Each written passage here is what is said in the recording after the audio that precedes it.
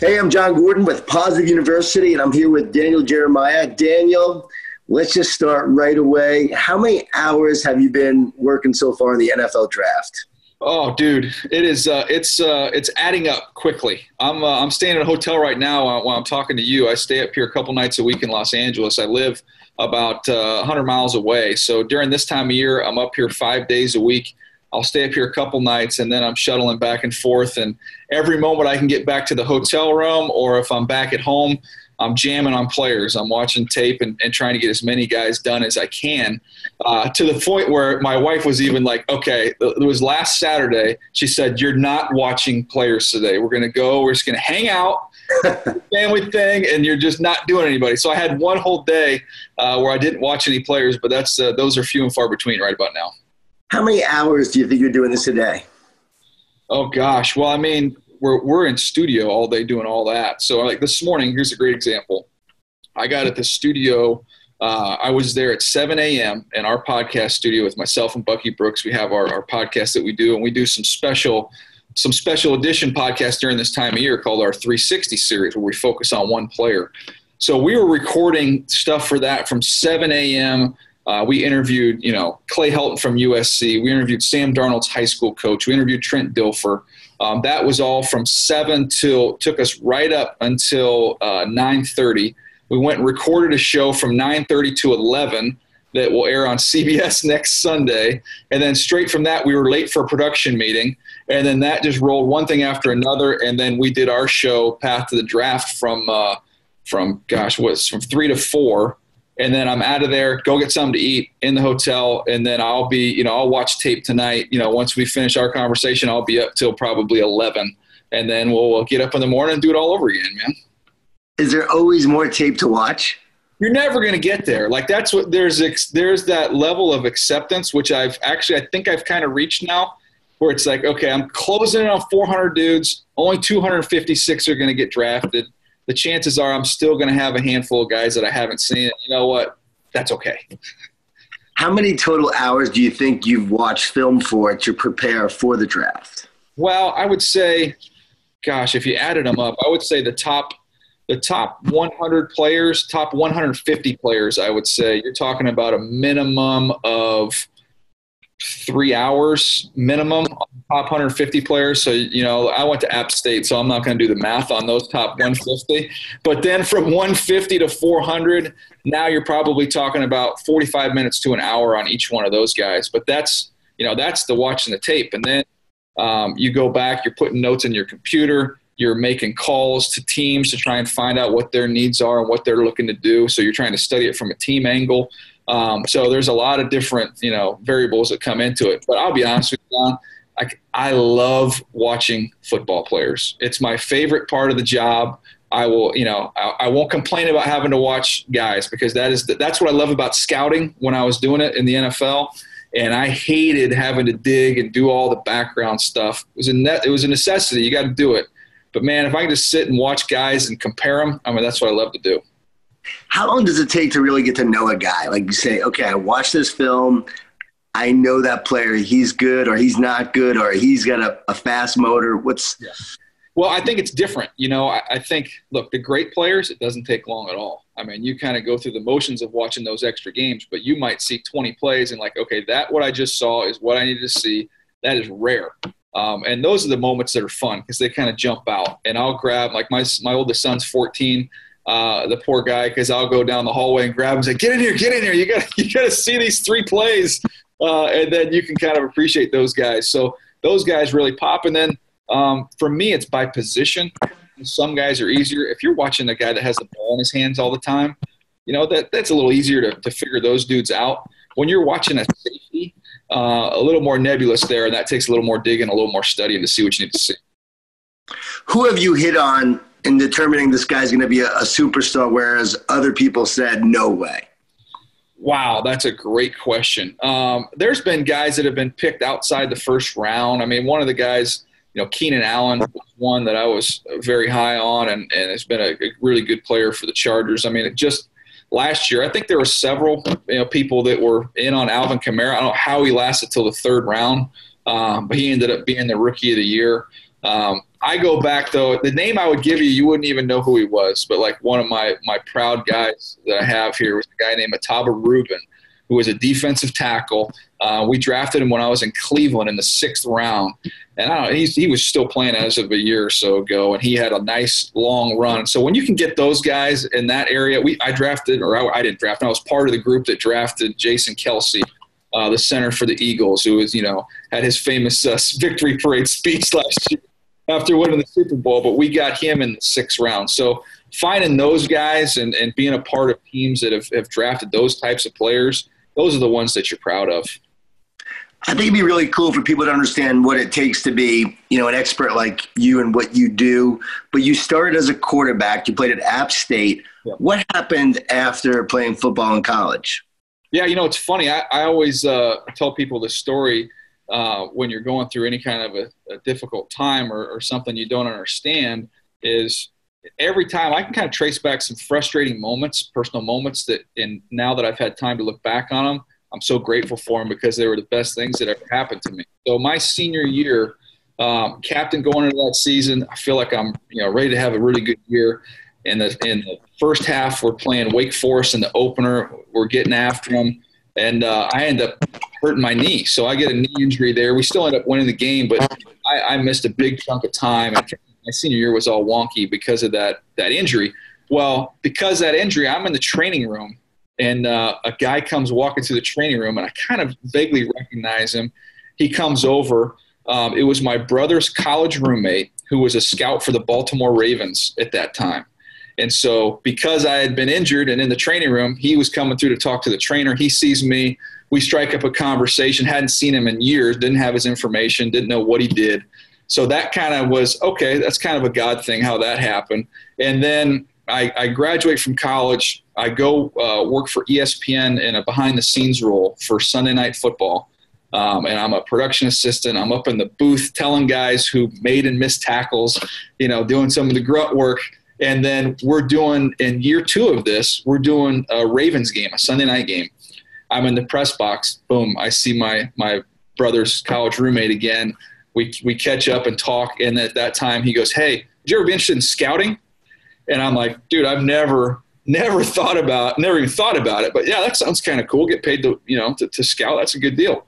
So I end up interviewing for a job there and volunteering at the combine as kind of a gopher, and they end up hiring me that spring. So it was kind of all those different chance things kind of happening, but I was definitely where I was supposed to be during that time. Did you like watching tape even then? Yeah, I loved it. That was fun. I got I always talk about getting like a Harvard level football education because I got a chance to learn under Ozzie Newsome, who I think is the best in the business. Phil Savage was there at that time. He was one of the best scouts that I've ever been around or ever known. He ran the personnel department. So getting a chance for 2 years in Baltimore to be trained by those guys, I'm sitting here going like, what am I doing here? Like Ozzie Newsome, Hall of Fame player, what am I doing in a room with him? So getting a chance to learn how they do business there and a team that's won a couple Super Bowls under his leadership was pretty awesome. And then through that time, Phil Savage ends up going to Cleveland. So 2 years after he's in Cleveland, he gives me a promotion to come with him. So I go over to Cleveland to be their national scout, and we didn't have a college director. So at that time, it's me and another guy kind of running the college scouting department. And I was a pretty young guy, and this is a pretty good opportunity here. First year, we go 10-6, just missed the playoffs. Next year, we go 4-12. We're all fired. And again, so I'm kind of thinking, well, this is probably not a good deal. And then during that period of time, through my friendship with Chris Mortensen, he told me, he said, "You need to get on Twitter." And I didn't even know what Twitter was. This is like 2009, 2010 in that range. And so I sign up, I get a Twitter account, and I'm on a cruise ship in Alaska with my family, and I go to the little internet. Have you been on a cruise? You've been on a cruise. Have you been on a cruise, John? One time, the Disney cruise, and I got sick. No, there you go. Okay, I won't bring that up. But so I go to the internet cafe, right? So you can't get internet in your room and stuff. So I go to this internet cafe, log in for my email, and I have like a couple thousand emails. And I'm like, what? And it was all from Twitter because it was the way I was signed up. Every time you got a follower, you got an email. And Mort had encouraged people to follow this former NFL scout for football takes. So, and then in there was an email from Mort saying, hey, dude, you might want to tweet because I've just given you this little recommendation. So that ends up kind of growing. The Twitter following grows, and then I start getting asked to do radio interviews. I start doing some TV stuff. I think, okay, this thing's really going to happen with ESPN. I think I got a good chance to get a job there. And then I'm still getting paid by the Browns during this 18 months, so I could really kind of pursue the media thing. And then, and I wanted to get off the road because the travel was brutal. And I had a growing family, got 4 kids. So I don't want to be gone that much. And then, but nothing, they had the lockout with the NFL, so nothing happened. And I get offered a job with the Eagles as my Browns money was starting to dry up. And I'm like, I got to support my family. I don't know why God's doing this, because he knows my heart is kind of to get off the road, but this media thing, I guess it's not going to work out. So go do the Eagles thing. And halfway through my second year there, I have a media agent, and he calls me and says, hey, I've got a couple opportunities for you. And one of which is at NFL Network, which, long story longer, is 90 miles from my house. And so God just kind of delayed me going into this direction by 2 years. And instead of having to uproot my whole family, take my kids out of their school, leave our church, all that stuff, we stay right where we are less than 2 years later, and I take a job with NFL Network.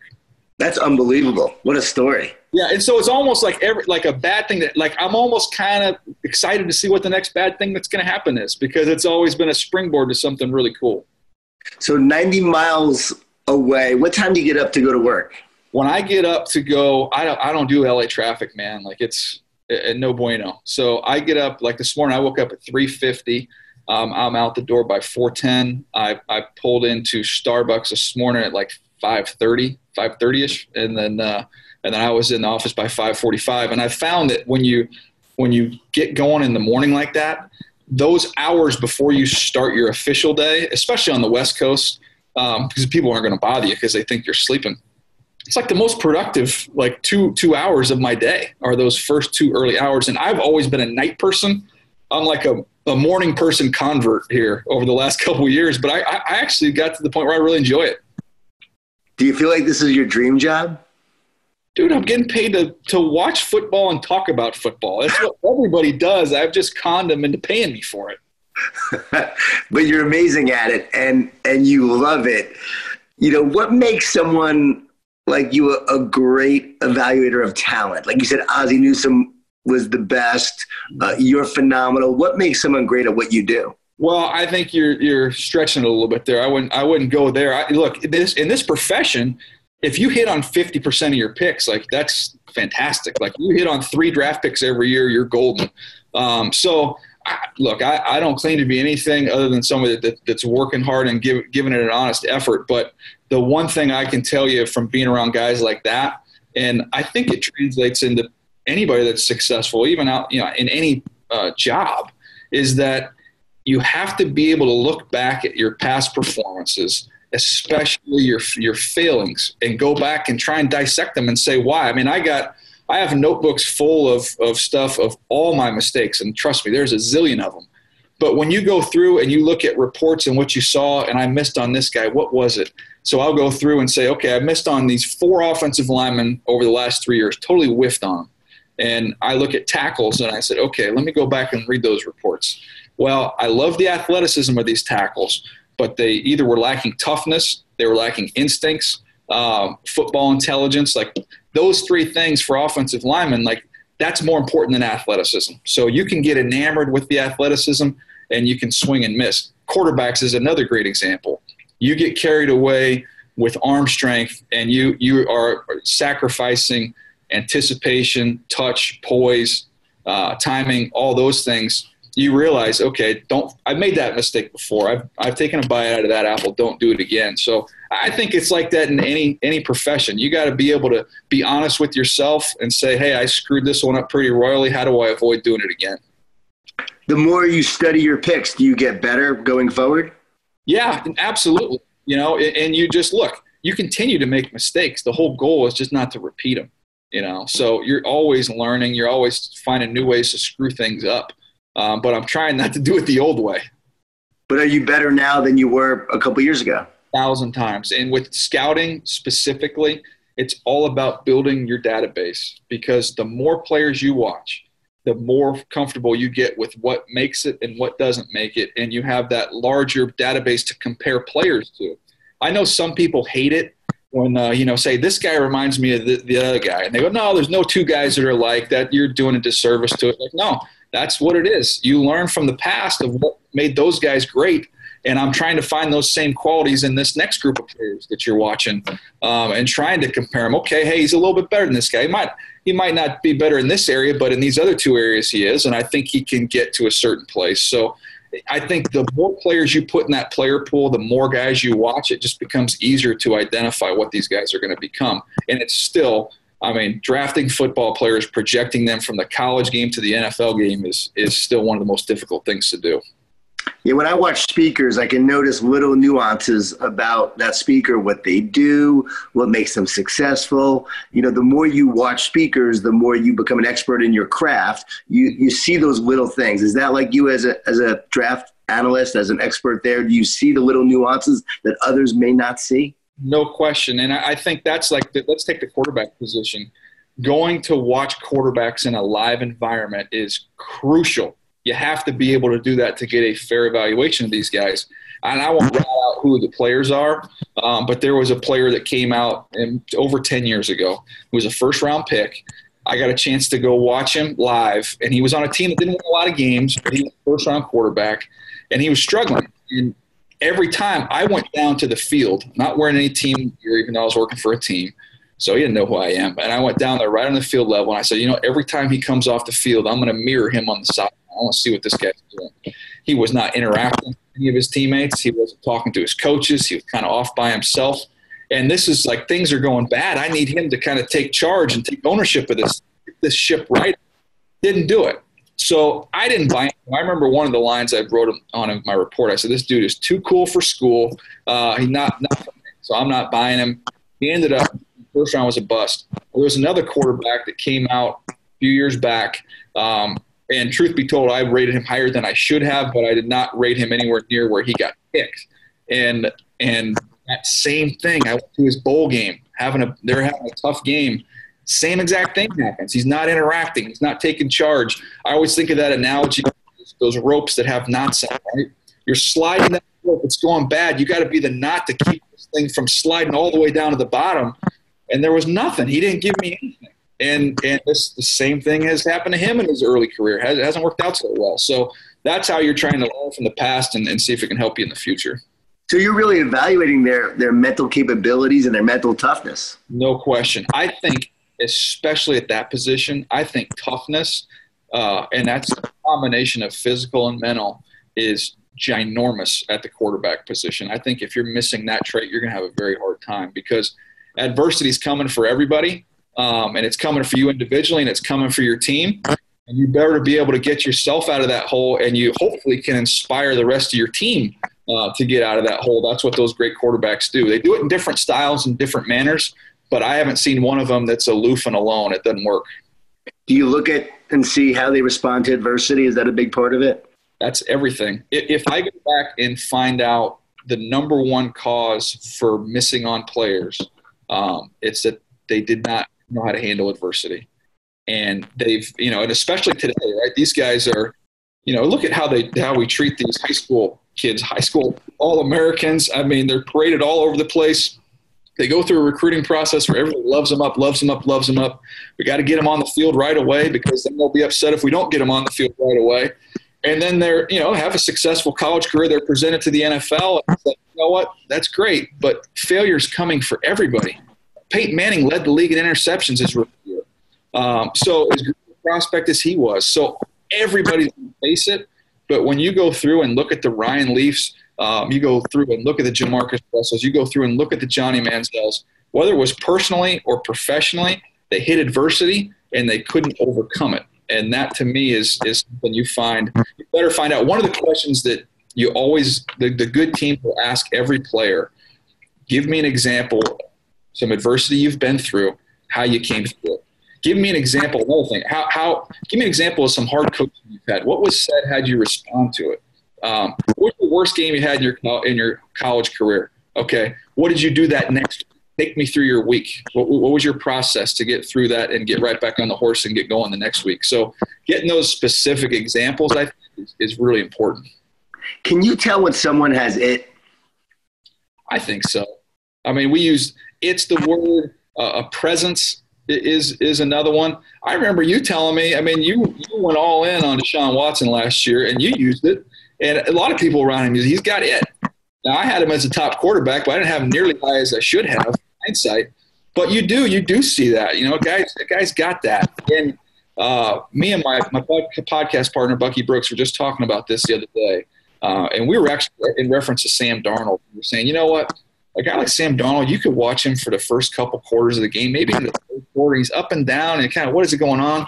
But then when it's go time, when it's Texas and you've got to have a drive at the end of the game, he makes it happen. When it's Utah, you're down by a couple scores, he takes you back. When it's the Rose Bowl against Penn State, down 14 points, those guys, there's something to be said about having that ability to rise to the moment. And that, to me, is kind of what that it factor is all about. With the draft coming up very soon here, is he your top quarterback? Yeah, he's been my top quarterback throughout the process. And he's not flawless. None of these guys are. But I think he's got an ideal skill set to play in the pocket, out of the pocket. I think he's got enough arm strength. I think he's absolutely got toughness in spades. He got hit in Ohio State game. I know they lost that game. He got hit 27 times in that game. And he just kept getting up and getting up and getting up and competing. Threw for over 350 yards. They couldn't punch it in. But to me, that almost showed me more in a loss with the beating that he took in a time when a lot of these guys are skipping bowl games. It would have been very easy for him in the second quarter of that game to be like, you know what, I don't need this. But he's got some of that it to him, some of that competitive fire to him. So he's not perfect, but his kid's 20 years old, and I'm bullish on his future. What about Josh Rosen? Josh physically is the best passer of the group. I mean, you talk about pure, just clean footwork. The ball jumps out of his hand. He can throw with touch. He can throw with timing. All that stuff's great. The two issues with Josh, and look, I have him right behind Darnold. He's my second quarterback. But when he has to kind of create some of the stuff that, you know, when it's messy and muddy and you got to make something happen, Josh has a little more difficulty with that, to kind of get into the weeds. When he can really transfer his weight from his back foot to his front foot, he's phenomenal. When that space is taken away from him and he can't transfer, he's not able to do the same thing. So that's kind of the on-the-field thing. And then there's the durability. He's had some injuries that have taken him off the field, and that's a big deal. Availability is a skill, so you got to be able to stay on the field. So the durability with him and maybe the lack of escapability is why I have Darnold over him. But, man, if he gets in the right spot, he could tear it up. You know what's so hard? It's maturity. It's really hard to tell who's going to mature and how fast they'll mature, right? Because different people mature at different levels. Jared Goff, I believe, has matured so much since he came in the NFL. Even just this past year, spoke to the team during training camp. His leadership presence, I believe, is now like off the charts. And I just saw him mature and grow, but you can't really predict that, can you? I want to ask you a question. I want to flip it around on you because I want to ask you a Baker Mayfield question. We were talking about this today and they asked me, the question was, is Baker Mayfield ready to lead an NFL team? And I said, the reason why he's tough evaluation for me is because it's not often you see a great leader, which if you talk to his teammates and the presence he has, I mean, we talked to Dede Westbrook, one of his old teammates. Dede was late to workouts. So Baker would go pick him up, pick him up 20 minutes away from campus where his apartment was every morning, drive him to the workout. After the workout was over, drive him back to his apartment. So, I mean, he's got some leadership traits there, no question, but he's immature.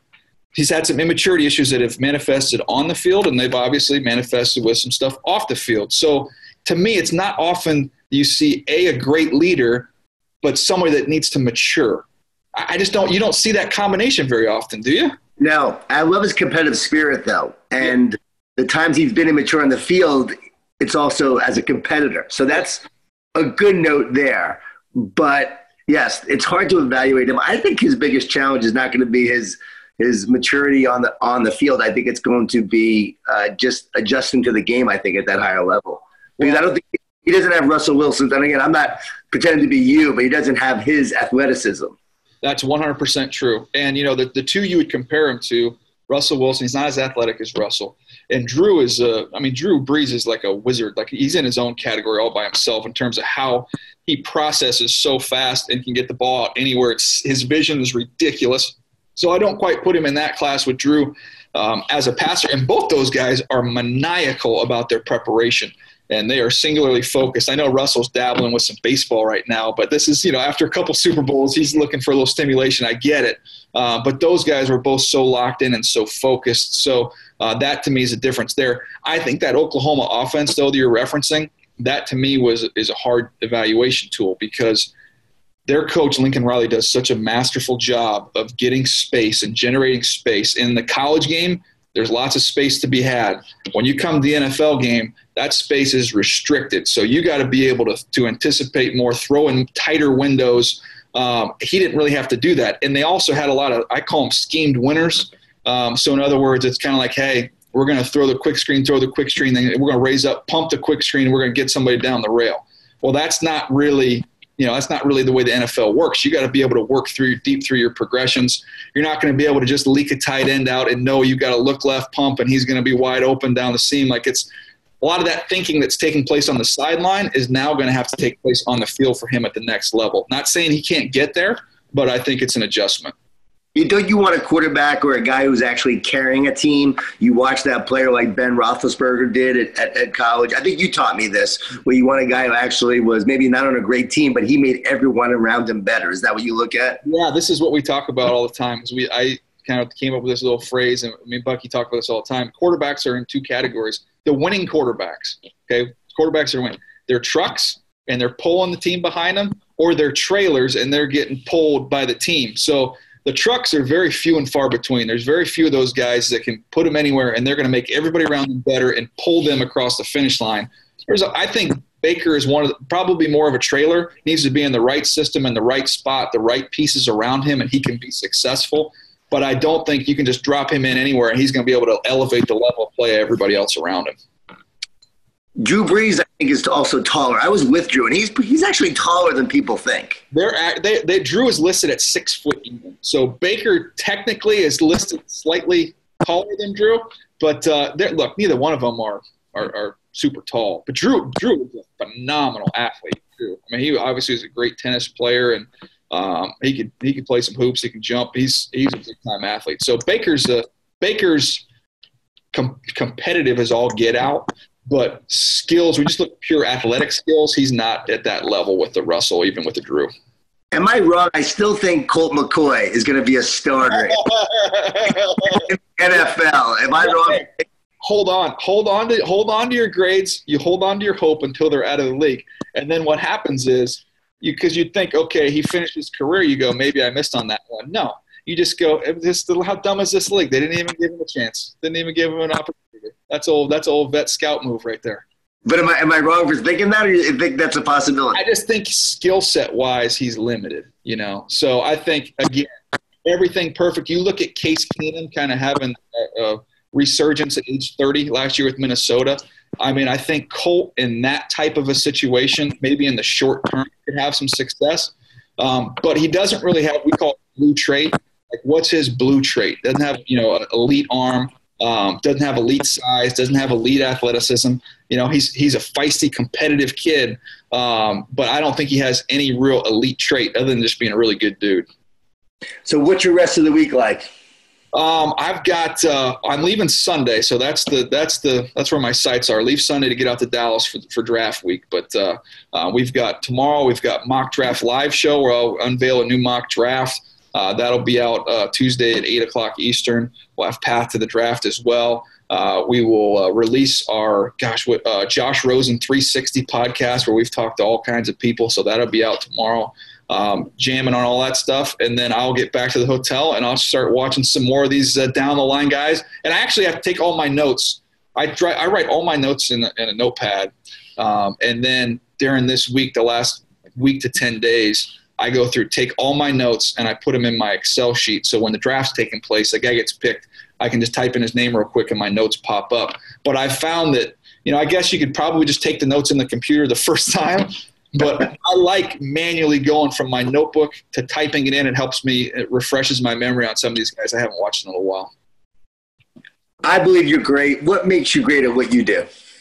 Well, again, you might be taking liberties with the word great, but I just am so blessed to be able to do something I love every single day. I'm excited about it.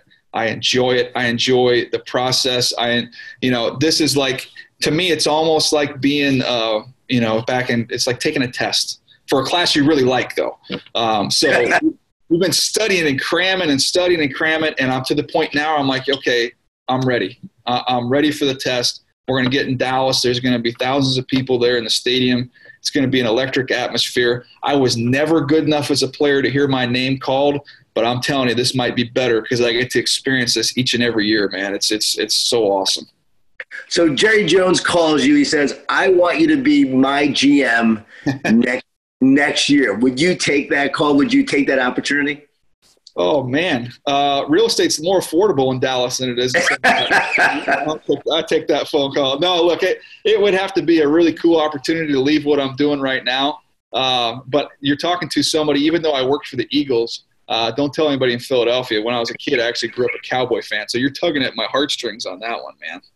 Because I read where your dream was to be a GM one day. That's why I was curious. Yeah, it was. And then, this is a pretty cool gig. I found, you have those dreams, and that's still something that maybe, if the right thing came along down the line, you see what happens. But in this stage in my life where my kids are, I get to be in the football world, but I get to also be there on Friday night next year when my son's in 9th grade and be at those games. And that's, to me, I'm not trading that for anything.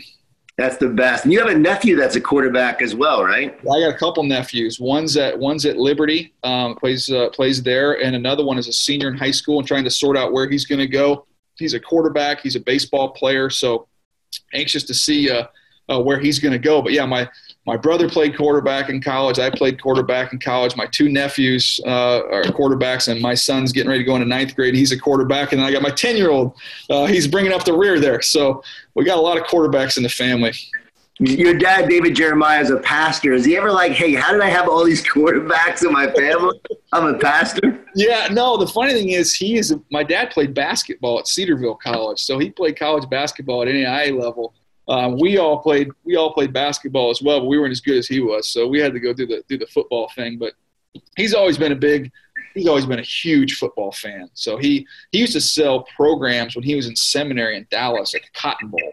And that's how our family grew up as Cowboy fans, because he had been in seminary there, kind of fell in love with the Cowboys, and he used to do their chapels when they would come out and play the Chargers and stuff. So I can remember being a little kid, meeting Tony Dorsett and all those guys I grew up, loving. So he kind of got us into the football thing, even though he didn't do it.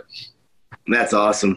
Daniel Jeremiah, I really appreciate your time. I know you've been so busy, but to have you on is just a blessing and an honor. Thank you. Well, I'll tell you what, man, I can't thank you enough for all the encouragement that you give me. And you don't even know you're giving it to me. But just what you've done and put in books has been such an encouragement to me. And trust me, every day when you come to work, I goes through my head, are you going to be somebody that brings energy to the building? Are you going to be an energy vampire? You got a choice every day. So hopefully we go into that building and bring some energy instead of taking it away. I appreciate you, buddy.